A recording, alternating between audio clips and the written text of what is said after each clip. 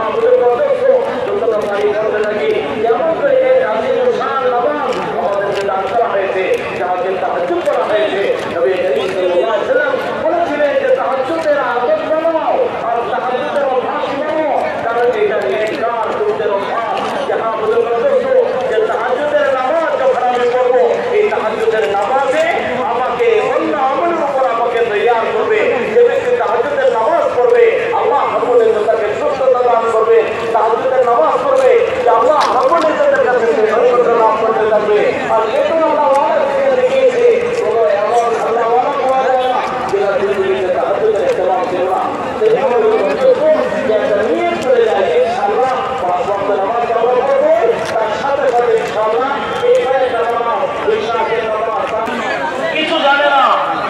আমাদের হাতে এসে কলিমা পড়েছে তার ঈমানকে তাজা করেছে, তার কলিমাকে শুদ্ধ করেছে।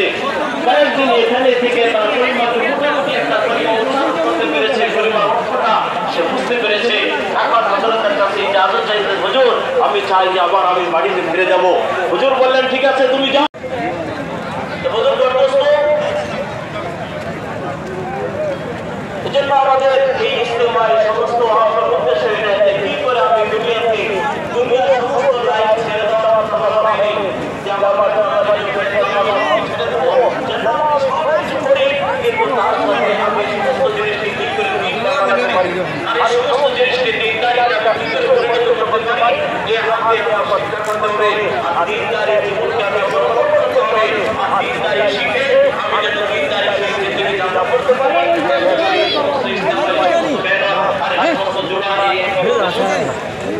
সেই জন্য আমরা এসেছি বুজুর্গানি গ্রাম আমাদের সম্মুখীন কথা রাখতেছেন। আমরা অনেক সহিত কথা শোনা চেষ্টা করবো, বোঝার চেষ্টা করবো যে জিন্দিগি কেমন করে বলে, কোন কোন জিনিসগুলো মানুষ যদি জিন্দিগিতে অবলম্বন করতে পারে, হাসিল করতে পারে, সে দুনিয়াতেও কামিয়াব হয়ে যাবে আর আল্লাহ রব্বুল ইজ্জতের নজরে সে মাহবুব আর প্রিয় বান্দা বনে যাবে, আল্লাহ ওয়ালাদের মধ্যে সে শামিল হয়ে যাবে।